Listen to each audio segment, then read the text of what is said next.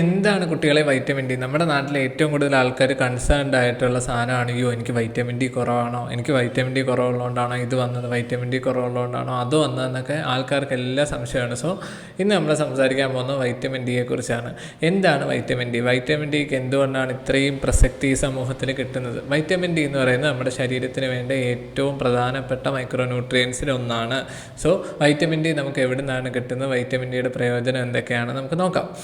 Vitamin D നമ്മുടെ ശരീരത്തിൽ 3 കാര്യങ്ങൾക്കാണ് ഏറ്റവും പ്രധാനമായിട്ട് വേണ്ടത്. ഒരുപാട് കാര്യങ്ങൾക്ക് വേണമെങ്കിലും 3 കാര്യങ്ങൾക്കാണ് വേണ്ടത്. ഒന്ന് നമ്മുടെ എല്ലുകൾക്കും പല്ലുകൾക്കും വേണം, 2 എന്ന് പറയുന്നത് നമ്മുടെ ഇമ്മ്യൂണിറ്റിക്ക് വേണം, 3 എന്ന് പറയുന്നത് നമ്മുടെ ശരീരത്തിൻ്റെ എൻഡോക്രൈൻ ഫംഗ്ഷന് വേണം. അതിൻ്റെ കൂടെ മസിലിനും മുടിക്കും എല്ലാം വേണം. പക്ഷേ എന്നാൽ ഈ 3 കാര്യങ്ങൾക്കാണ് ഏറ്റവും കൂടുതൽ വേണ്ടത്. സോ വൈറ്റമിൻ ഡി നമുക്ക് എവിടെ നിന്നൊക്കെയാണ് കിട്ടുക?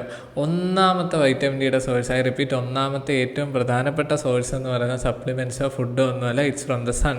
നമുക്ക് സൂര്യനിൽ നിന്നാണ് വൈറ്റമിൻ ഡി ഏറ്റവും കൂടുതൽ കിട്ടുന്നത്. അതെങ്ങനെയാണ് കിട്ടുന്നത്? സൂര്യനിൽ നിന്ന് നമ്മുടെ ഭൂമിയിലേക്ക് വരുന്നത് പല ടൈപ്പ് റേസ് ആണ്. അതിൽ UVB എന്ന് പറയുന്ന അൾട്രാ വയലറ്റ് ബി റേഡിയേഷനിൽ നിന്നാണ് നമുക്ക് വൈറ്റമിൻ ഡി ഉണ്ടാകുന്നത്. അതെങ്ങനെയാണ് ഉണ്ടാകുന്നത്?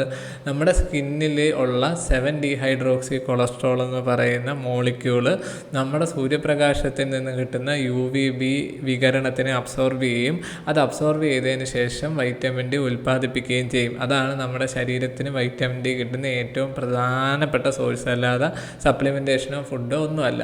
രണ്ടാമത്തെ സോഴ്സ് എന്താണെന്ന് നോക്കാം. രണ്ടാമത്തെ സോഴ്സ് എന്ന് പറയുന്നത് ഓഫ് കോഴ്സ് ഫുഡാണ്. പക്ഷേ ഫുഡിനകത്തുള്ള വൈറ്റമിൻ ഡി എന്ന് പറയുന്നത് ലിമിറ്റഡ് എമൗണ്ടാണ്. പ്രധാനമായിട്ട് നോൺ വെജ് ഫുഡിനകത്താണ് ഉണ്ടാവുക.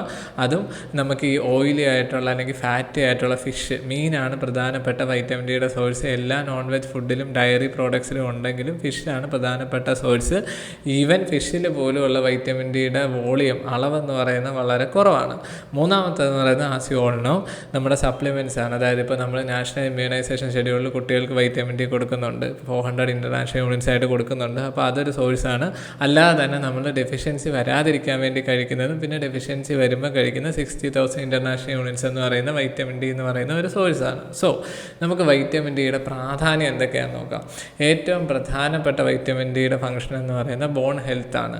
സോ അതുകൊണ്ട് തന്നെ വൈറ്റമിൻ ഡി ഡെഫിഷ്യൻസി വരുമ്പോൾ നമുക്ക് ആദ്യമായിട്ട് ഉണ്ടാകുന്ന പ്രശ്നവും ഈ ബോൺ ഹെൽത്തിൽ തന്നെയാണ്. അതായത് ഈ കുട്ടികൾക്ക് വൈറ്റമിൻ ഡി ഡെഫിഷ്യൻസി വരുമ്പോൾ ഉണ്ടാകുന്ന ബോൺ ഹെൽത്തുമായിട്ടുള്ള ഏറ്റവും വലിയ പ്രശ്നം എന്ന് പറഞ്ഞാൽ റിക്കറ്റ്സ് ആണ്. അതായത് എല്ലുകൾ വളയുകയും എല്ലുകൾക്ക് ബലക്ഷയം ഉണ്ടാവുകയും ചെയ്യും.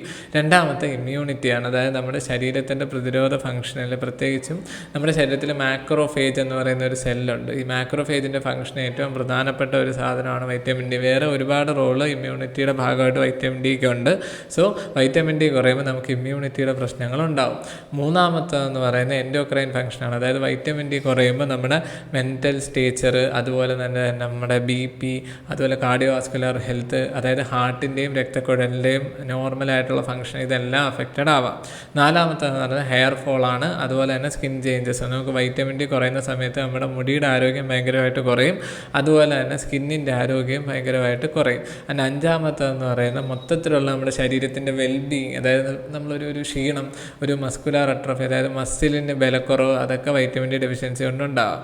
സോ വൈറ്റമിൻ ഡി ഡെഫിഷ്യൻസിയുടെ സിംറ്റംസ് എന്തൊക്കെയാണെന്ന് നമുക്ക് നോക്കാം. രോഗലക്ഷണങ്ങൾ, വൈറ്റമിൻ ഡി കുറയുമ്പോൾ നമ്മുടെ ശരീരം കാണിച്ചു തരുന്ന സൈൻസ് എന്തൊക്കെയാണെന്ന് നോക്കാം. ഒന്നാമത്തെ സൈൻ എന്ന് പറഞ്ഞാൽ ജനറലൈസ്ഡ് ടയർഡ്നെസ് ആണ്. അതായത് ശരീരം ഭയങ്കരമായിട്ട് ക്ഷീണം തോന്നും, ശരീരം ഭയങ്കര വീക്കായിട്ട് തോന്നും, മൊത്തത്തിൽ ജോലി ചെയ്യാനൊക്കെ ഒരു ക്ലംസിനെസ്, ഒരു വല്ലായ്മ, നമ്മൾ പനി പിടിച്ചിരിക്കുമ്പോൾ ഒരു ഫീലിംഗ് ഇല്ലേ, ആ ഫീലിംഗ് വരും. അതാണ് ഒന്നാമത്തെ സിംറ്റം. രണ്ടെന്ന് പറയുന്നത് ഹെയർ ലോസ് ആണ്. മുടി ഭയങ്കരമായിട്ട് കൊഴിഞ്ഞു പോവുക. അതാണ് എല്ലാവരും ശ്രദ്ധിക്കുന്ന സിംറ്റം. മൂന്നാമത്തേന്ന് പറയുന്നത് അടിക്കടി ഇൻഫെക്ഷൻസ്, പനി, ചുമ, ഇതിങ്ങനെ വന്നുകൊണ്ടിരിക്കുക. അതായത് പ്രതിരോധ ശേഷി കുറയുക. നാലാമത്തേതെന്ന് പറയുന്നത് കുട്ടികളാണെങ്കിൽ ഇപ്പം പല്ല് പൊട്ടിപ്പോവുക, അല്ലെങ്കിൽ നഖം പൊട്ടിപ്പോവുക, കുഞ്ഞിന് ശരിക്കുള്ള വളർച്ചയില്ല, പൊക്കക്കുറവ്, അതുപോലത്തെ കാര്യങ്ങളുണ്ടാകും. പ്രത്യേകിച്ചും വൈറ്റമിൻ ഡി ഈ ബോൺ ഹെൽത്തിന് ഭയങ്കര ഇമ്പോർട്ടൻ്റ് ആയതുകൊണ്ട്. പിന്നെ അതിൻ്റെ കൂടെ വരാവുന്ന വേറൊരു സിംറ്റം എന്ന് പറയുന്നത് നമ്മുടെ ഒരു മെൻ്റൽ ടയർഡ്നെസ് ആണ്. അതായത് എപ്പോഴും നമുക്ക് ഒന്നും ചെയ്യാൻ വയ്യ, കാൽക്കുലേഷൻ എറേഴ്സ്, അല്ലെങ്കിൽ നമുക്ക് ജോലിയിൽ ശരിക്കും പെർഫോം ചെയ്യാൻ പറ്റുന്നില്ല, ഇത്തരം സിംറ്റംസ് വരാം. അതുപോലെ തന്നെ സ്കിൻ ചേഞ്ചസ് ഭയങ്കര കോമൺ ആയിട്ട് വൈറ്റമിൻ ഡിയിൽ വരാം. അതായത് തൊലിക്ക് ഇങ്ങനെ കട്ടി കുറയുക, അല്ലെങ്കിൽ തൊലി നമുക്ക് മൊത്തത്തിൽ എന്താ പറയുക, നമ്മുടെ അപ്പിയറൻസിൽ ഭയങ്കര പ്രശ്നങ്ങൾ വരാം. സോ ഇതൊക്കെയാണ് നമ്മുടെ നാട്ടിൽ കാണുന്ന കോമൺ ആയിട്ടുള്ള വൈറ്റമിൻ ഡി ഡെഫിഷ്യൻസിയുടെ കാരണം. ഇനി വൈറ്റമിൻ ഡി ഡെഫിഷ്യൻസി എന്തൊക്കെ കാരണം കൊണ്ട് വരാം? ഒന്നാമത്തെ കാരണം എന്ന് പറയുന്നത്, ഏറ്റവും പ്രധാനപ്പെട്ട കാരണവും ഇപ്പോൾ ആൾക്കാർക്ക് വൈറ്റമിൻ ഡി കുറയാനുള്ള കാരണവും lack of exposure to sunlight ആണ്. അതായത് നമ്മൾ സൂര്യപ്രകാശം ശരിക്കും കൊള്ളാതിരിക്കുക. ഈ സൂര്യപ്രകാശം കൊള്ളുക എന്ന് പറയുന്നത് നിങ്ങൾ പ്രധാനമായിട്ട് ശ്രദ്ധിക്കേണ്ട ഒരു കാര്യം എന്ന് പറയുന്നത്, രാവിലെ 10 മിനിറ്റ് സൂര്യപ്രകാശം കൊണ്ടുവന്ന് കരുതി നിങ്ങൾക്ക് വൈറ്റമിൻ ഡി ഉണ്ടാകാൻ പോകുന്നില്ല. ഞാൻ പറഞ്ഞില്ല, വൈറ്റമിൻ ഡി ഉണ്ടാകുന്ന എപ്പോഴും UVB റേഡിയേഷൻ എന്നാണ്. അപ്പോൾ UVB എന്ന് പറയുന്നത് ഏറ്റവും കൂടുതൽ നമുക്ക് കിട്ടുക ഉച്ചയ്ക്കാണ്. എന്നായത് നട്ടുച്ചയ്ക്ക് വെയിൽ കൊള്ളാൻ നമ്മൾ ആരോടും പറയാറില്ല, കാരണം അപ്പോൾ സൺബേൺ ഉണ്ടാകാനുള്ള സാധ്യത കൂടുതലാണ്. സോ 10 മിനിറ്റ് സൺലൈറ്റ് എക്സ്പോഷർ എന്ന് പറയുന്നത് അഡിക്വേറ്റ് അല്ല. സോ എത്രമാത്രം എങ്ങനെ സൺലൈറ്റ് കൊള്ളണമെന്ന് ഞാൻ അവസാനം പറയാം. സോ അത് ഒന്നാമത്തെ കാരണം. നമ്മളെല്ലാവരും അകത്ത് ജോലി ചെയ്യുന്ന ആൾക്കാരാണ് ഇപ്പം കൂടുതലും, പുറത്ത് ജോലി ചെയ്യുന്നവർ വളരെ കുറവാണ്. സോ സൺലൈറ്റ് എക്സ്പോഷർ വളരെ കുറവാണ്. അപ്പോൾ അത് ഒന്നാമത്തെ കാരണം. രണ്ടാമത്തെ കാരണം എന്ന് പറയുന്നത് നമ്മുടെ ഡയറ്റാണ്. ഒബ്വിയസ്ലി ഈ എന്താ പറയുക, ഫിഷ് നമ്മുടെ ഡയറ്റിനകത്ത് കുറയുന്നതിനനുസരിച്ച് നമുക്ക് ഈ എന്താ പറയുക ഫുഡിനകത്തു നിന്നുള്ള വൈറ്റമിൻ ഡിയുടെ ഡെഫിഷ്യൻസി ഉണ്ടാകാനുള്ള ചാൻസസ് വളരെ കൂടുതലാണ്. സോ അതൊരു കാരണമാണ്. മൂന്നാമത്തെ ഏജ് ആണ്. എപ്പോഴും വൈറ്റമിൻ ഡി എന്ന് പറയുന്നത് ഇൻവേഴ്സ്ലി പ്രൊപ്പോർഷണൽ ടു ഏജ് ആയിരിക്കും. നമ്മുടെ പ്രായം കൂടുന്നതിനനുസരിച്ച് നമ്മുടെ ശരീരത്തിന് വൈറ്റമിൻ ഡി ഉണ്ടാക്കാനുള്ളതും അതുപോലെ തന്നെ വൈറ്റമിൻ ഡി ഫുഡിൽ നിന്ന് അബ്സോർബ് ചെയ്യാനുള്ള എഫിഷ്യൻസി കുറയും. അതനുസരിച്ച് നമുക്ക് വൈറ്റമിൻ ഡിയുടെ ഡെഫിഷ്യൻസി വരാം. നാലാമത്തെന്ന് പറയുന്നത് നമ്മൾ ഇക്വേറ്ററിൽ നിന്ന്, അതായത് ഭൂമധ്യരേഖയിൽ നിന്ന് എത്ര ദൂരെയാണോ താമസിക്കുന്നത്. ഫോർ എക്സാമ്പിൾ ഇപ്പോൾ എന്താ പറയുക, ഒരുപാട് ഇപ്പം ജമ്മു കാശ്മീരിലുള്ള ഒരാൾക്ക് കേരളത്തിലുള്ള ആളെക്കാളും വൈറ്റമിൻ ഡി കുറയാനുള്ള സാധ്യത വളരെ കൂടുതലായിരിക്കും. സോ നമ്മൾ എവിടെ താമസിക്കുന്നതനുസരിച്ച് വൈറ്റമിൻ ഡി ഡെഫിഷ്യൻസി നമുക്ക് വരാനുള്ള സാധ്യത വളരെ കൂടുതലാണ്. സോ ഇതൊക്കെയാണ് വൈറ്റമിൻ ഡി ഡെഫിഷ്യൻസി വരാനുള്ള പ്രധാന കാരണങ്ങളായിട്ട് നമ്മൾ പറയുന്ന കാര്യം. വൈറ്റമിൻ ഡി നമ്മുടെ ബ്ലഡിൽ എന്തുമാത്രം ഉണ്ടെന്നതിനെ ഇൻഫ്ലുവൻസ് ചെയ്യാനുള്ള പ്രധാന കാരണങ്ങളായിട്ട് പറയുന്നത്. ഇനി നമുക്ക് വൈറ്റമിൻ ഡി എങ്ങനെ കൂട്ടാം, അല്ലെങ്കിൽ നമ്മുടെ ശരീരത്തിൽ വൈറ്റമിൻ ഡി എങ്ങനെ കൂട്ടാം. ആദ്യം നമുക്ക് വൈറ്റമിൻ ഡി കുറവുണ്ടോ എന്ന് അറിയണം, എന്നിട്ട് വേണം കൂട്ടണോ കുറയ്ക്കണോ എന്ന് തീരുമാനിക്കാൻ. വൈറ്റമിൻ ഡി എങ്ങനെ കുറവുണ്ടെന്ന് പറഞ്ഞാൽ ഇപ്പോൾ നമ്മുടെ നാട്ടിലെ എല്ലാ ലാബുകളിലും വൈറ്റമിൻ ഡി ഡെഫിഷ്യൻസി ടെസ്റ്റ് ചെയ്യാനുള്ള സംവിധാനമുണ്ട്. സോ വൈറ്റമിൻ ഡി ഡെഫിഷ്യൻസി എല്ലാവരും ടെസ്റ്റ് ചെയ്യുക. പ്രത്യേകിച്ചും ഒരു 40-നും 60-നും ഇടയിൽ പ്രായമുള്ളവർ, ചെറിയ രോഗലക്ഷണങ്ങളെ ഉള്ളൂ എങ്കിലും പ്രത്യേകിച്ച് സ്ത്രീകൾ വൈറ്റമിൻ ഡി എന്തായാലും മസ്റ്റായിട്ടും ടെസ്റ്റ് ചെയ്തിരിക്കണം. ഇനി വൈറ്റമിൻ ഡി ഡെഫിഷ്യൻസി നമുക്ക് എങ്ങനെയൊക്കെ ട്രീറ്റ് ചെയ്യാം. ഞാൻ പറഞ്ഞില്ല, സപ്ലിമെൻറ്റേഷൻ എന്ന് പറയുന്ന വൈറ്റമിൻ ഡി ഡെഫിഷ്യൻസിയുടെ കാര്യത്തിൽ ഒരു 20%, 20% മാത്രമേ വരുന്നുള്ളൂ. ബാക്കി 80% എന്ന് പറയുന്നത് നമ്മുടെ ലൈഫ് സ്റ്റൈലിൽ നിന്ന് വേണം വൈറ്റമിൻ ഡി കറക്റ്റ് ചെയ്ത് പോകാൻ.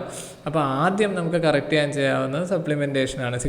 വൈറ്റമിൻ ഡി ഒരുപാട് കുറവാണ്. ഇപ്പോൾ ഒരു 25-നൊക്കെ താഴെയാണെങ്കിൽ നമുക്ക് സപ്ലിമെൻറ്റ് ചെയ്യാം. 60,000 ഇൻ്റർനാഷണൽ യൂണിറ്റ്സിൻ്റെ vitamin D tablet once weekly, ആഴ്ചയിലൊരിക്കൽ കഴിക്കുന്ന വെച്ചിട്ട് കഴിക്കാതെ ഡോക്ടറെ കണ്ടു കഴിഞ്ഞാൽ ആ ഡോക്ടർ എഴുതി തരികയും ചെയ്യും. അല്ലാതെ കാൽസ്യം വൈറ്റമിൻ ഡി 3 ടാബ്ലറ്റ്സ് കിട്ടും. 40 വയസ്സ് കഴിഞ്ഞ സ്ത്രീകൾക്ക് ഞാൻ പറയുക അത് കഴിക്കുന്നതായിരിക്കും കുറച്ചുകൂടെ നല്ല. അത് ഡെയിലി കഴിക്കുക. അതാണ് സപ്ലിമെൻറ്റേഷൻ പാർട്ട്.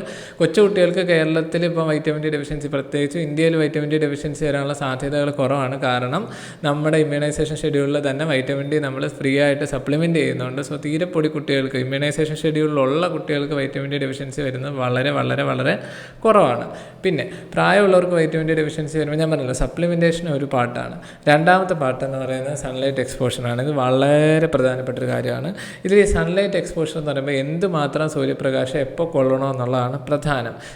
നമ്മുടെ ശരീരത്തിൻ്റെ സർഫസ് മൊത്തം എടുത്തു കഴിഞ്ഞാൽ നമ്മുടെ ശരീരത്തിൻ്റെ സർഫസ് ഏരിയയുടെ വളരെ ചെറിയൊരു പോർഷൻ മാത്രമേ നമ്മുടെ മുഖം വരുന്നുള്ളൂ. അപ്പോൾ ഈ മുഖത്തിന് സൺലൈറ്റ് അടിച്ചാലും ഇല്ലെങ്കിലും ഈ എന്താ പറയുക, വൈറ്റമിൻ ഡിയുടെ കാര്യത്തിൽ വലിയ പ്രശ്നങ്ങൾ വരുന്നില്ല. സോ ഇപ്പോൾ നിങ്ങൾ ഭയങ്കര ബ്യൂട്ടി കോൺഷ്യസ് ആയിട്ടുള്ള ഒരാളാണ്, മുഖം കറുക്കുന്ന ഇഷ്ടമില്ലാത്ത ഒരാളാണെങ്കിൽ നമുക്ക് മുഖം കവർ ചെയ്തിട്ട് ബാക്കി ശരീരഭാഗത്തിൽ, ഇപ്പം കൈയുടെ മുട്ടിന് താഴോട്ടുള്ള ഭാഗം, അല്ലെങ്കിൽ ഇപ്പോൾ ആണുങ്ങളാണെങ്കിൽ നെഞ്ചിൻ്റെ ഭാഗമൊക്കെ എക്സ്പോസ് ചെയ്താലും നമുക്ക് സൂര്യപ്രകാശത്തിൽ നിന്ന് വൈറ്റമിൻ ഡി കിട്ടും. സോ മുഖം സൺലൈറ്റ് കാണണമെന്നൊരു നിർബന്ധം ആസ് പെർ സ്റ്റഡീസ് ഇല്ല. സോ അതുകൊണ്ട് സൺലൈറ്റ് എക്സ്പോഷറിൽ വേണമെങ്കിൽ മുഖം നമുക്ക് ഒഴിവാക്കാം. പക്ഷേ നമ്മുടെ ശരീരത്തിൻ്റെ 20% ശരീരഭാഗമെങ്കിലും ഒരു പർട്ടിക്കുലർ എമൗണ്ട് ഓഫ് സമയം സൂര്യപ്രകാശത്തോട് എക്സ്പോസ് ആയാൽ മാത്രമേ നമുക്ക് ഈ വൈറ്റമിൻ ഡിയുടെ ഡെഫിഷ്യൻസി വരാതിരിക്കൂ. ഞാൻ വെറുതെ പറയുന്നതല്ല, നാഷണൽ ഹെൽത്ത് ഇൻസ്റ്റിറ്റ്യൂട്ടിൻ്റെ സ്റ്റഡീസ് പ്രകാരം തന്നെ പറയുന്നതാണ്. അതിൻ്റെ ലിങ്ക് ഞാൻ താഴെ കൊടുത്തേക്കാം. നേരം വൈറ്റമിൻ ഡി ഡെഫിഷ്യൻസിക്ക് വേണ്ടി നമ്മൾ സൺലൈറ്റ് കൊള്ളണം, എപ്പോൾ സൺലൈറ്റ് കൊള്ളണം. ഞാൻ പറഞ്ഞില്ല, UVB റേഡിയേഷൻസ് ഭൂമിയിലേക്ക് ഏറ്റവും കൂടുതൽ കിട്ടുന്നതെന്ന് പറയുന്നത് ഉച്ച സമയത്താണ്. പക്ഷേ അൺഫോർച്ചുനേറ്റ്ലി സൺബേൺസ് ഉണ്ടാകാനുള്ള സാധ്യത കൂടുതലായതുകൊണ്ടും പിന്നെ സ്കിൻ ക്യാൻസർ ഉണ്ടാകാനുള്ള സാധ്യത കൂടുതലായതുകൊണ്ടും ഈ സമയത്ത്, അതായത് ഉച്ചയ്ക്കത്തെ വെയിൽ കൊള്ളാൻ നമ്മൾ അധികം അഡ്വൈസ് ചെയ്യാറില്ല. പക്ഷേ ഇറ്റ്സ് ബെറ്റർ രാവിലെ ഒരു 9 മണി തൊട്ട്, ഒരു 9 അല്ല 10 ആണെന്ന് പറയാം, ബട്ട് നമ്മുടെ ജോലിയുടെയൊക്കെ കാരണം കൊണ്ട് 9 മണി തൊട്ട് ഉച്ചയ്ക്ക് ഒരു 11:30 വരെയുള്ള സമയത്ത് മിനിമം ഒരു ഹാഫ് ആൻ അവറെങ്കിലും നിങ്ങൾ വെയിൽ കൊള്ളാൻ ശ്രമിക്കുക. ആ സമയത്ത് നിങ്ങൾക്ക് വെയിൽ കൊള്ളാൻ പറ്റാത്ത ആളാണെങ്കിൽ ഇപ്പോൾ രാവിലത്തെ വെയിൽ കൊള്ളാനേ പറ്റുന്നുള്ളൂ. അങ്ങനെയെങ്കിൽ നിങ്ങൾ രാവിലെ ഒരു അരമണിക്കൂർ വെയിൽ കൊള്ളുക, വൈകുന്നേരവും അരമണിക്കൂർ വെയിൽ കൊള്ളുക. ആ സമയത്ത് വെയിൽ കൊള്ളാൻ കിട്ടുന്ന ചാൻസസ് നമ്മൾ ഒഴിവാക്കായിരിക്കും. ഇപ്പോൾ രാവിലെ പാല് വാങ്ങാൻ പോകുന്ന ആളാണോ എങ്കിൽ, ഇപ്പം ഒരു പുരുഷനാണെങ്കിലാണ് എക്സാമ്പിൾ പറയാം, ഇപ്പോൾ ഒരു ഷോർട്സ് ഇട്ടുകൊണ്ട് രാവിലെ നടന്ന് പാല് വാങ്ങിക്കാൻ പോവുക. അപ്പോൾ പാല് വാങ്ങിക്കാനും പറ്റും, ഈ സൺലൈറ്റ് എക്സ്പോഷർ ഒരു വൈറ്റമിൻ ഡിയും കിട്ടും. വൈകുന്നേരം പാല് വാങ്ങിക്കാൻ നടന്ന് നോക്കുകയുള്ളൂ, കാർ കയറി പോകണ്ട. അപ്പം കാറിൽ പെട്രോളും ലാഭമായി, നിങ്ങൾക്ക് വൈറ്റമിൻ ഡിയും കിട്ടും, അതോടൊപ്പം തന്നെ കുറച്ച് വ്യായാമവും നടക്കും. സോ അതുകൊണ്ട് അങ്ങനെ നമ്മുടെ എന്താ പറയുക എക്സ്പോഷർ ടൈം കൂട്ടുക. അല്ലാതെ 10 മിനിറ്റ് വെയിൽ കൊണ്ട് എന്നിട്ട് വൈറ്റമിൻ ഡി ഇല്ലയെന്ന് ആരും പറയാൻ പാടില്ല. മൂന്നാമത്തതെന്ന് പറയുന്നത് ഫുഡാണ്. ഞാൻ പറഞ്ഞല്ലോ ഫുഡിനൊരു ലിമിറ്റഡ് റോളേ ഉള്ളൂ, എങ്കിലും ഫുഡ് ഒഴിവാക്കരുത്. ഫിഷാണ് പ്രധാനമായിട്ടുള്ള സോഴ്സ്, ഡയറി പ്രോഡക്ട്സിനകത്തും ഉണ്ട്.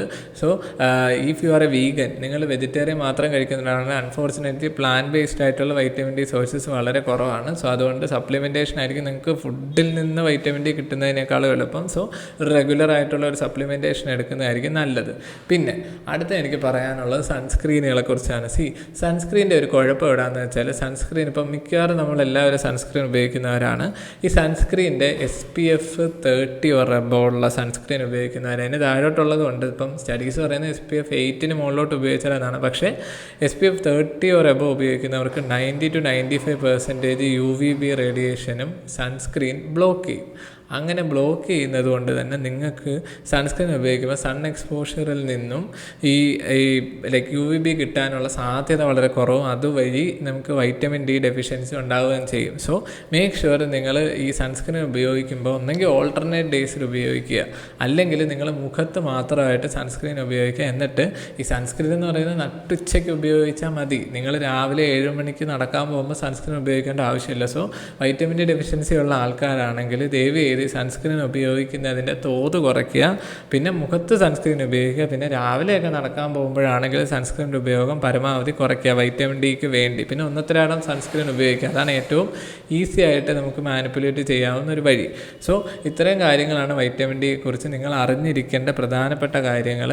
അതിലെനിക്ക് ഏറ്റവും പ്രധാനപ്പെട്ടത് പറയാനുള്ളത്, ഈ സപ്ലിമെൻറ്റേഷൻ കൊണ്ട് മാത്രം വൈറ്റമിൻ ഡി ഒരിക്കലും കറക്റ്റഡ് ആവുന്നില്ല. നമ്മൾ എക്സ്പോഷർ കൊണ്ട്, ജീവിത രീതി മാറ്റുന്നതിലൂടെ, ഭക്ഷണത്തിലൂടെ മാത്രം വൈറ്റമിൻ ഡി കറക്റ്റ് ചെയ്തെടുക്കാൻ നോക്കുക.